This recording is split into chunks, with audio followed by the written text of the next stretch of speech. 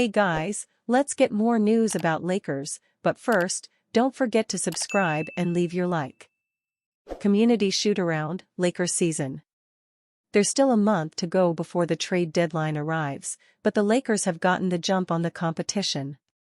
Late last month, they acquired forward Dorian Finney-Smith and guard Shake Milton from the Nets in exchange for D'Angelo Russell, Maxwell Lewis and 3 second-round picks. Finney-Smith was the centerpiece of the deal for the Lakers. They were seeking a forward who could upgrade their defense and also space the floor. Thus far, coach J.J. Redick has used Finney-Smith off the bench in 4 games since the deal was completed. The Lakers have a 2-2 record during that stretch. Milton has also received second-unit minutes. The Lakers' hopes in the Western Conference still rely on the health and steady contributions of Anthony Davis and LeBron James, as well as the perimeter shooting of Austin Reeves. Rui Hachimura, Max Christie, rookie Dalton Knecht, and Gabe Vincent are the other players who have received steady minutes. The Lakers have played well since moving Christie into the starting lineup. Knecht has cooled off after a strong start. They're hopeful of getting a boost soon from forward Jared Vanderbilt, who has yet to play the season due to foot and knee ailments. Statistically, the Lakers rank among the top 10 in field goal percentage and fewest turnovers. However, they're a middling three-point shooting team and they're in bottom 10 in rebounding and defensive field goal percentage. The deal with the Nets gave the Lakers some relief below the second tax apron, and they still have some draft capital to offer in future deals, a pair of 2025 second-rounders, first-rounders in 2029 and 2031, and first-round pick swaps in 2026, 2028, and 2030. They don't have any players with expiring contracts who are making $4 million or more, so they'll have to be more creative to make another deal. Lakers seek toughness ahead of game with depleted Mavericks. J.J. Redick has made it clear, he doesn't just want the Lakers to be a good team, he wants them to be a great team. And not only does he want them to be great, but he believes they can be. But what does it look like for Redick to hold his team to a standard of looking to become great rather than simply trying to be good? In Friday's home win against the Atlanta Hawks, it was criticizing his team's lack of game plan discipline. Why that stuff matters, the reason why executing a personnel-based scouting report that we talked about, is because I don't want to coach a good team, Redick said on Friday. I don't want to be a part of a good team. I want to be a part of a great team, and I believe this team can be a great team. So it is about the small details. And after Sunday's 119-115 road loss to the Houston Rockets, in which the Lakers erased nearly all of a 22-point deficit and got within 2 before an errant late out-of-bounds plays prevented them from getting any closer, it was acknowledging the obvious. Our inability to get defensive rebounds was the difference in the game, Redick said, with the Rockets grabbing 18 offensive rebounds, taking 21 more field goal attempts and scoring 28 second-chance points. The Rockets, an athletic, defensive-minded team that was the number 2 seed in the Western Conference after Sunday's win, offered the kind of test that's helpful for the Lakers over an 82-game season. I want to be a great team, LeBron James said. I want to be a great team, but it takes some things that maybe get uncomfortable out there. We got to do a little bit more. We got to do a little bit more, be a little bit more gritty, make more plays, not have so many breakdowns. We're not much of a breakdown team, but sometimes we don't have a lot of room for error as well.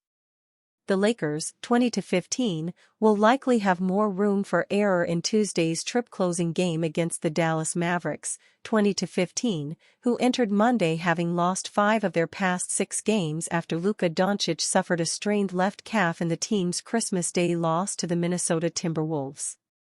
The Mavericks had a road game against the Memphis Grizzlies on Monday, making Tuesday's matchup the second night of a back-to-back for Dallas.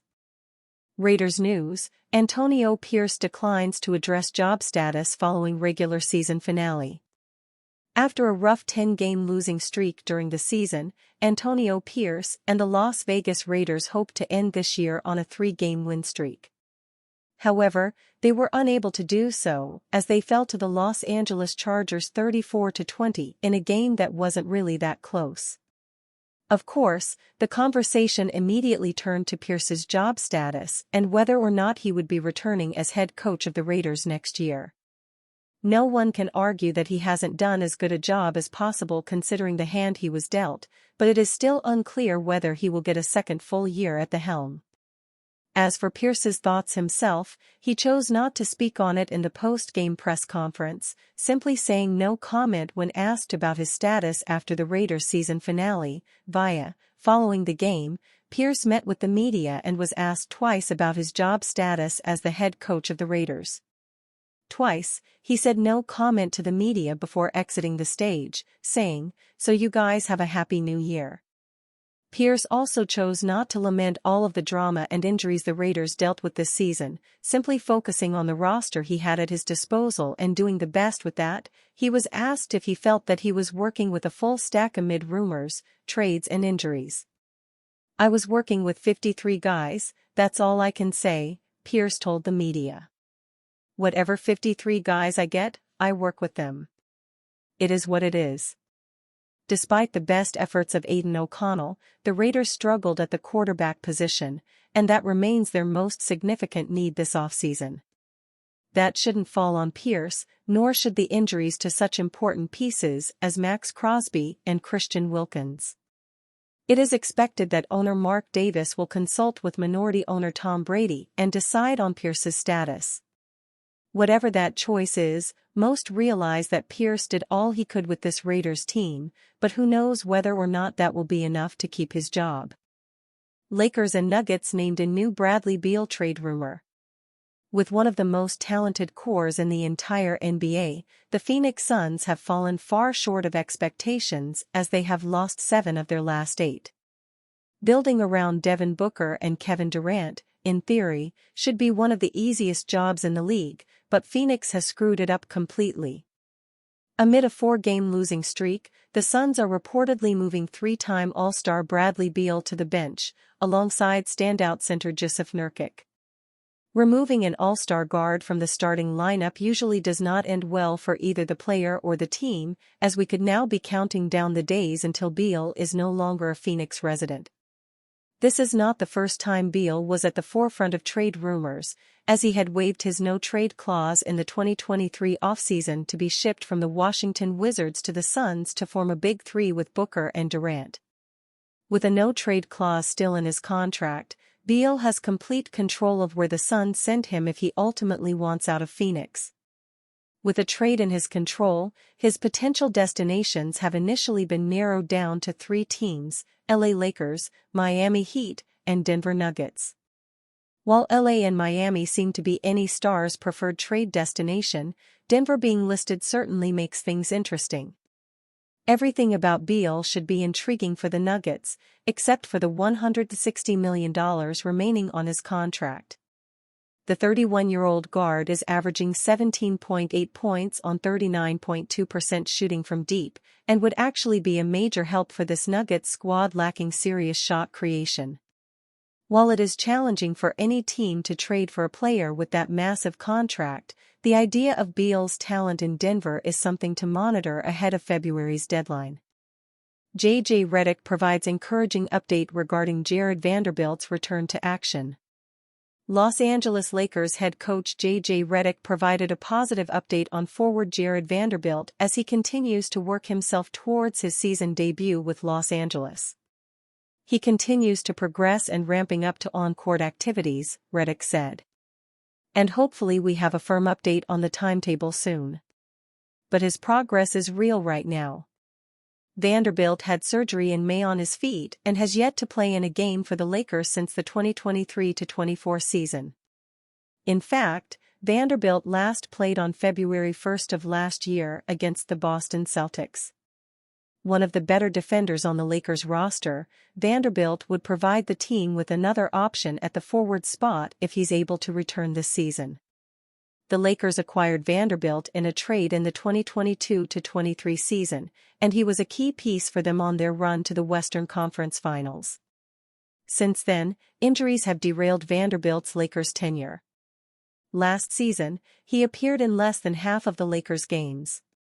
Vanderbilt started 24 of the 26 games that he played in for the Lakers in the 2022-23 regular season, but he ended up starting just 6 of the 29 games he played in during the 2023-24 season. During the 2023-24 campaign, Vanderbilt averaged 5.2 points, 4.8 rebounds, 1.2 assists, and 1.2 steals per game while shooting 51.8% from the field and 29.6% from three in 20.0 minutes per game. The Lakers improved their wing depth recently by acquiring Dorian Finney-Smith in a trade with the Brooklyn Nets, but they'd certainly love to have Vanderbilt as an option in the rotation as well. Vanderbilt is in the first season of a 4-year, $48 million deal that he signed with the Lakers. The contract runs through the 2027-28 season, although Vanderbilt has a player option on the deal for that season. If he chose to decline that, he would be an unrestricted free agent following the 2026-27 campaign. The Lakers currently hold the number 5 seed in the Western Conference with a 20-15 record. Los Angeles has played well as of late, winning 7 of its last 10 games, although it did lose to the Houston Rockets on Sunday night. Hopefully, Vanderbilt will continue to progress towards a return to game action in the coming weeks. $50 million 3-time NBA All-Star open to Lakers trade, report. LeBron James, Anthony Davis, Los Angeles Lakers. The Los Angeles Lakers are one of the few teams that Phoenix Suns star Bradley Beal is willing to waive his no-trade clause, according to John Gambadoro, the longtime sports radio talk show host of Arizona Sports 98.7 FM Phoenix. As for Beal, the no-trade looms large. He could have gone to Milwaukee before he ended up in Phoenix, but that was turned down. Have heard he would waive no trade for LA, Miami, Denver, but I do believe there are a few others that he could ultimately decide work for him, Gambadoro wrote in a post on X. The Beal experiment in Phoenix isn't working as the Suns move the 3-time NBA All-Star guard to the bench, along with veteran center Jusuf Nurkic. I think we just feel like we needed to make a change, Suns coach Mike Budenholzer told reporters, per the Arizona Republic's Dwayne Rankin, before their January 6 road game against the Philadelphia 76ers. Throughout a 48-minute game, you gotta figure out your best combinations, your best ways to try and have success. They are 2 important players to us, 2 very good players for us, we just felt like we needed to make a change. While Budenholzer maintained the change was a product of their 4-game losing streak, league observers view it as the Suns' way of forcing Beal to waive his no-trade clause to pave the way for their pursuit of Miami Heat's disgruntled star Jimmy Butler. The Suns are the most interested team in the Butler sweepstakes, according to NBA insider Mark Stein. They would have to need Beal to waive his no-trade clause to make a trade possible. However, ESPN's Shams Charania reported on the January 6 episode of the NBA Today that Bradley Beal's contract is a non-starter right now for the Heat.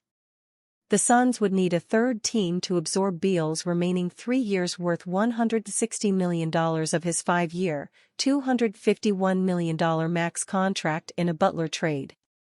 The Lakers are looking to add another center to ease the burden of Anthony Davis. According to Hoops Hype's Michael Scotto, the Lakers are still trying to acquire Washington Wizards center Jonas Valanciunas.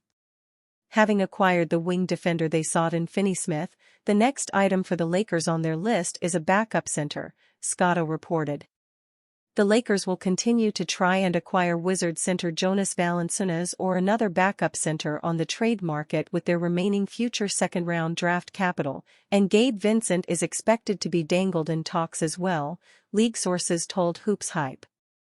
The Lakers' other big man option, Utah Jazz's Walker Kessler, is not available in any realistic trade scenarios, according to Woik. Aside from the 2 big men, the Lakers have also registered interest in Portland Trail Blazers Robert Williams III and Chicago Bulls center Nikola Vucevic. And you fan? What do you think of the situation of Bradley Beal? Leave your opinion in the comments.